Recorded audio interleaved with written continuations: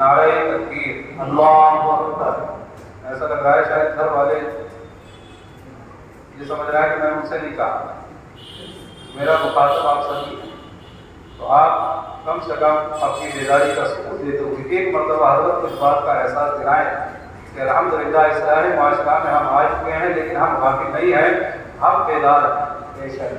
تو اپنی بیداری کا ثبوت دیں اور بابا بلند نعرہ تکبیر کے ساتھ لگائیں، نعرہ تکبیر، نعرہ رسالت، اصلاح معاشرہ پروگرام زندہ باد، فیضان غوث اعظم زندہ باد، فیضان صدر الافاضل زندہ باد، علماء اہل سنت زندہ باد، حضرت علامہ مولانا مفتی بختیار الدین صاحب نعیمی زندہ باد، نعرہ تکبیر، اللہ اکبر، نعرہ رسالت۔ یا رسول اللہ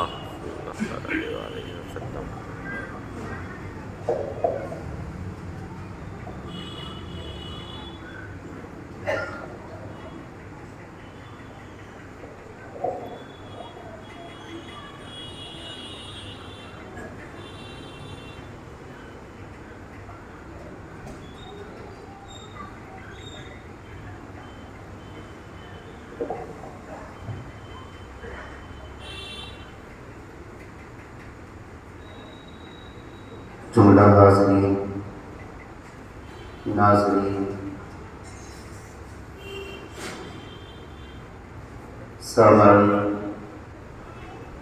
علماء اہل سنت، السلام علیکم ورحمۃ اللہ تعالی وبرکاتہ۔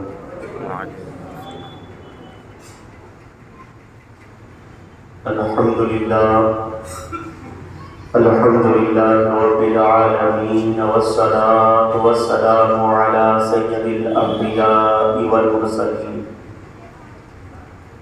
وعلی آلہ واصحابہ اجمعین، اما بعد، فاعوذ باللہ من الشیطان الرجیم، بسم اللہ الرحمن الرحیم۔ قال اللہ تبارک و تعالی فی القرآن الکریم، بسم اللہ الرحمن الرحیم، قد افلح من تزکى وذکر اسم ربہ فصلی۔ صدق اللہ مولانا العظیم وبلغنا رسولہ النبی الامین المکین المعین الکریم، ونحن على ذلك لمن الشاهدين والشاكرين والحمد لله رب العالمين۔ غوث اعظم بمنیلی سرسامہ مدد، قبلہ دی مدد، کعبہ ایمان مدد، بگرداب بلا افتاد کشتی، ضعیفانو شکسترات کشتی، بحق خواجہ عثمان ہارون، مدد کن مدد کن مدد کن یا معین حکیم چشتی۔ اسپہ صدر الافاضل شیخ من جد من بدر منیر، کیجئے امداد ہم سب کی یا غوث اعظم دستگیر۔ آئیے سب سے پہلے اپنی آقا و مولا حضور تاجدار مدینہ، قرار قلب و سینہ، مشک و عنبر سے معطر جن کا پسینہ، روح فدا جناب احمد مصطفیٰ محمد مصطفیٰ صلی اللہ تعالی علیہ وآلہ وسلم کی بارگاہ کی کسبنہ میں نہایت عقیدت و محبت کے ساتھ درود شریف کا نذرانہ پیش کرنے۔ اللہم صلی علی سیدنا شفیعنا حبیبنا نبینا مولانا محمد بارک وسلم، صلو علیہ الصلاۃ والسلام علیک یا سیدی یا رسول اللہ صلی اللہ علیہ وسلم۔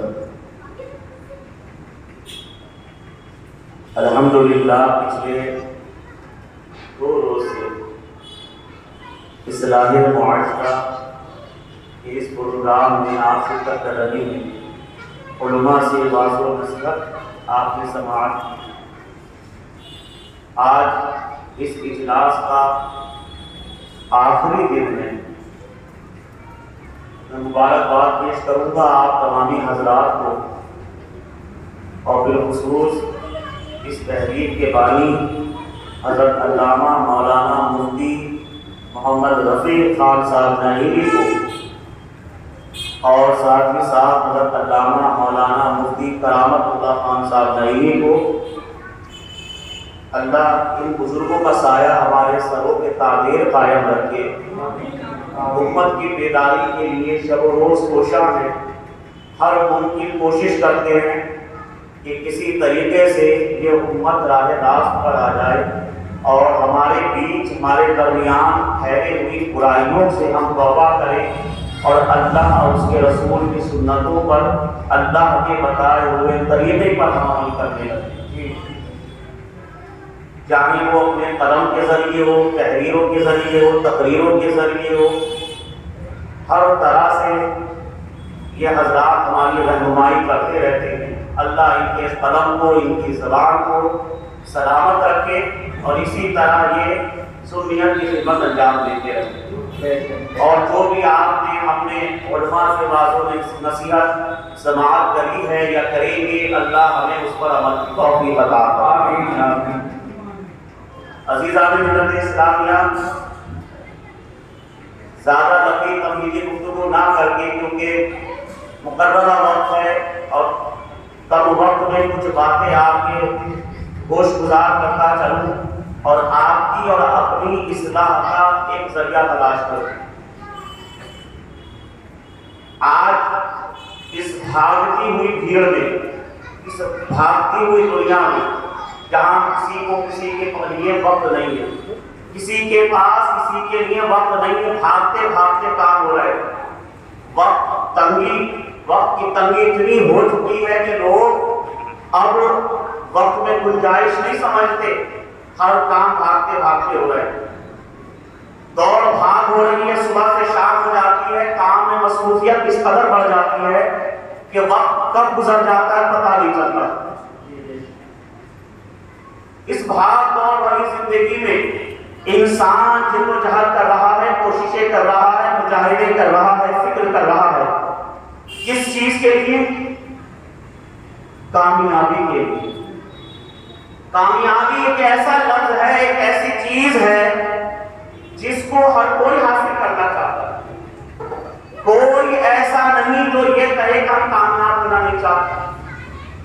بوڑھا ہو، جوان ہو، بچہ ہو، مرد ہو، عورت ہو، سلطان ہو، فقیر ہو، امیر ہو، غنی ہو، شاہ ہو، گدا ہو، سلاطین، کوئی بھی ہو، مسلمان ہو، کافر ہو، ہندو ہو، عیسائی ہو، سکھ ہو، یہودی ہو، نصرانی ہو، سنی ہو، شیعہ ہو، وہابی ہو، دیوبندی ہو، کوئی بھی ہو، ہر انسان کامیابی کا متمنی، کامیابی کا خواہش مند ہے۔ ہر انسان یہ چاہتا ہے کہ ہم کامیاب ہو جائیں۔ ہر انسان کے دل میں طلب ہے کامیابی کی، چاہے وہ کسی بھی مکتبہ فکر سے تعلق رکھتا ہو، کسی بھی مذہب سے اس کا تعلق ہو، کسی بھی قوم سے اس کا تعلق ہو، کسی بھی ملک سے اس کا تعلق ہو، بلا تفریق رنگ و مذہب، بلا تفریق مذاہب و ملت، ہر انسان کامیابی کا متمنی ہے، کامیابی کا خواہش مند ہے۔ ہاں یہ الگ بات ہے کہ الگ الگ لوگوں کے نزدیک کامیابی کا معیار الگ الگ ہے، الگ الگ ذہنوں میں کامیابی حاصل کرنے کی تدبیر الگ الگ ہے، ان کی ڈیفینیشن الگ الگ ہے، ان کا معیار الگ الگ ہے۔ ایک سیاستدان سے پوچھو بھائی صاحب آپ کیسے کامیاب ہوئے، تو وہ یہی کہے گا حضرت جی دعا کر دیجیے کہ اس بار انتخاب میں، الیکشن میں اچھے ووٹوں سے کامیاب ہوگا۔ ایک بزنس مین آ کر کہتا ہے کہ حضرت جی دعا کر دیجیے کہ میرا بزنس چلنے لگے، بڑی بھاگ دوڑ کر رہا ہوں، بڑی کوششیں کر رہا ہوں۔ ایک طالب علم آ کر کہتا ہے، چاہے وہ مدرسے میں پڑھنے والا ہو، اسکول کالج کا پڑھنے والا ہو، آ کر ایک مولانا کے پاس زانو ادب طے کرتا ہے کہ مفتی صاحب دعا کر دیں کہ میرا رزلٹ اچھا ہو جائے، میں کامیاب ہو رہا ہوں۔ ایک بادشاہ یہ چاہتا ہے کہ میری حکومت بڑھتی چلی جائے تو میں کامیاب ہو جاؤں۔ عزیزو، ہم کامیابی کس چیز میں ڈھونڈتے ہیں یہ الگ بات ہے۔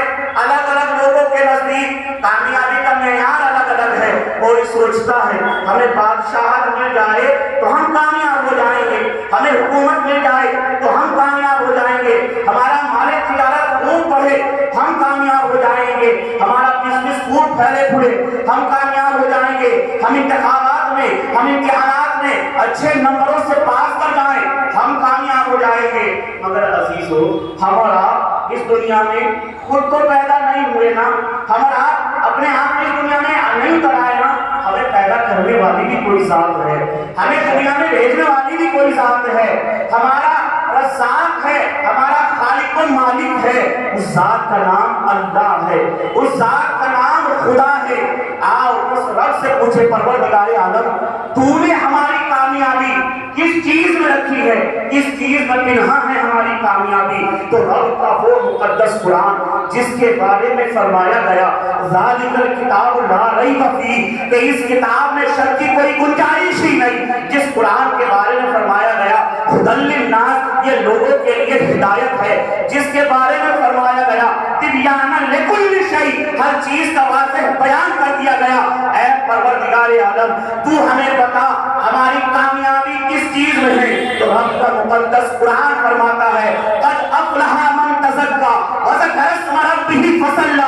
اے لوگو، اگر تم کامیاب ہونا چاہتے ہو سب سے پہلے اپنے دلوں کو صاف کر لو، اپنے دل سے نفرتوں کو مٹا دو، حسد و بغض کو مٹا دو، اناد کو مٹا دو، کفر و شرک کی گندگی سے مٹا دو، ایک دوسرے سے جلن کی گندگی کو مٹا دو، اس کے بعد اپنے رب کا نام جپو، اپنے رب کو یاد کرو، رب کے حضور حاضر ہو جاؤ، فصلی، نمازیں قائم کرو، تم کامیاب ہو جاؤ گے۔ سبحان اللہ۔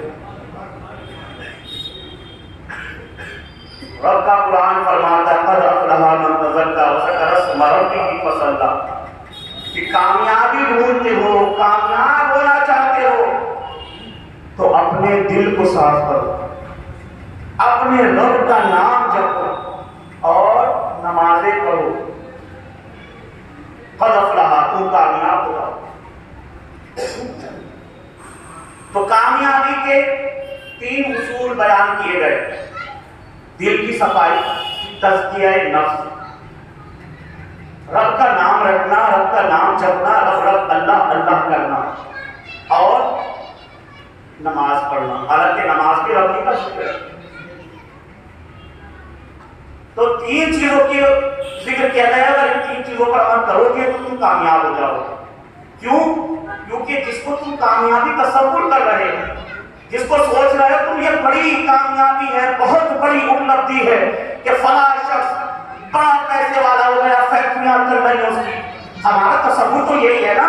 ہمارے معاشرے میں کامیاب کس کو سمجھا جاتا ہے کہ بھائی صاحب ان کی بڑی گاڑیاں چل رہی ہیں، ان کی فیکٹریاں بڑی ہیں، اور ان کے پاس نوکر چاکر ہیں، کوٹھی بنا لی ہے، حضرت جی بڑے کامیاب ہیں۔ یہ ہمارا تصور سوسائٹی میں یہی ہے کہ وہ شخص کامیاب ہے جس کے پاس دولت ہے۔ میرے پیارے، اگر دولت کا نام کامیابی ہے تو قارون سے بڑا دولت مند کون گزرا ہے؟ قارون کو پھر کیا کہو گے؟ کیا بہت کامیاب کہو گے؟ اگر حکومت کا ملنا کامیابی ہے تو نمرود کو کیا کہو گے جس کی سلطنت و حکومت پوری دنیا پر پھیلی ہوئی تھی، اور کرسی کا ملنا ہی اگر کامیابی ہے تو یزید پلید کو کیا کہو گے جو خلافت کا مدعی بن بیٹھا تھا؟ عزیزو، کامیابی یہ نہیں ہے، یہ بادشاہ تھے، حکمران تھے، خلافت پر بیٹھ چکے تھے، مگر حق یہ تھا، اور آج تک ان کو مشرق سے لے کر مغرب تک، شمال سے لے کر جنوب تک جہاں بھی اہل ایمان رہتے ہیں ان پر لعنتیں برساتے رہتے ہیں، مگر وہی حضرت امام علی مقام کو دیکھو، 72 نفوس قدسیہ کا قافلہ لے کر نکلے ہیں، علی اکبر قربان کر دیا، علی اصغر قربان کر دیا، اور محمد قربان ہو گئے، قاسم کی جوانی پہ گھوڑے دوڑا دیے گئے، حضرت عباس کے بازو شہید کر دیے گئے، حضرت امام علی مقام خود بھی شہادت کا جام نوش فرما چکے۔ لوگ کہہ رہے ہیں جو جیتا وہ کامیاب ہے، جو قتل ہو گیا وہ ناکام ہے، مگر اللہ کا قرآن فرماتا ہے کہ جو اللہ کی راہ میں شہید کیے جاتے ہیں انہیں مردہ تصور بھی مت کرو، ان کی کامیابی یہ ہے کہ انہیں حیات ابدی کا زندہ جاوید دولہا بنا دیا جاتا ہے۔ سبحان اللہ۔ نعرہ تکبیر،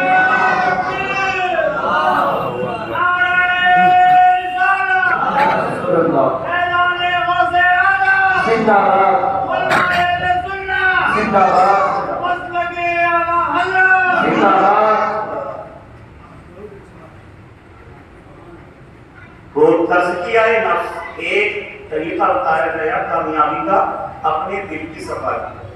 اچھا، دل کی صفائی کیوں ضروری ہے اور دل کی صفائی ہوگی کس چیز سے؟ انشاءاللہ اس پر تھوڑی دیر بات ہے کہ دل کی صفائی کیوں ضروری ہے اور دل کی صفائی کس چیز سے حاصل ہوگی۔ عزیزان ملت اسلامیہ، یہ دل ہے اور فرمایا گیا کہ انما الاعمال بالنیات، کہ ہر عمل کا دارومدار کاہے پر ہے؟ نیت پر۔ اور نیت کسے کہتے ہیں؟ دل کے ارادے کا نام نیت ہے۔ دل کے ارادے کا نام نیت ہے۔ یہاں تک کہ مسئلہ یہ بھی ہے، مفتی صاحب کا بیان فرماتے ہوئے اور پوچھئے کہ اگر کوئی شخص ظہر کی نماز پڑھنے کھڑا ہوا، دل میں پکا ارادہ ہے کہ میں ظہر کی ہی نماز پڑھ رہا ہوں، اور غلطی سے زبان سے ظہر کی جگہ عصر یا فجر نکل جائے تو اس کی نماز گزرے ہے نا۔ تو نیت کسے کہتے ہیں؟ دل کے ارادے کو۔ اور ایمان کہاں ہوتا ہے؟ دل کی کیفیت کا نام ہے۔ جس نے اللہ اور اس کے رسول کو دل سے مانا وہ ایمان والا، وہ صحابی، اور جس نے زبان سے مانا وہ منافق۔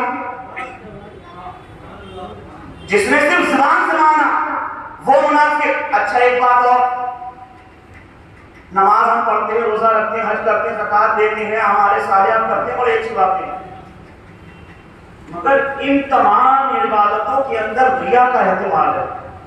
آپ نماز کے لیے آ رہے ہیں، سوچ رہے ہیں کہ بھائی لوگوں نے دیکھا کہ بھائی فلاں صاحب نماز کو جا رہے ہیں، بڑے اچھے آدمی ہیں، 5 وقت نمازی ہیں، نماز کو جاتے ہیں، بڑا پیسہ زکات دیتے ہیں، غریبوں میں بڑا تقسیم کرتے ہیں، تو اس کے اندر دکھاوا ریا کا احتمال ہے، مگر دل کی کیفیت یہ سوائے ہمارے رب کے اور کوئی نہیں جانتا، اور کوئی نہیں جانتا۔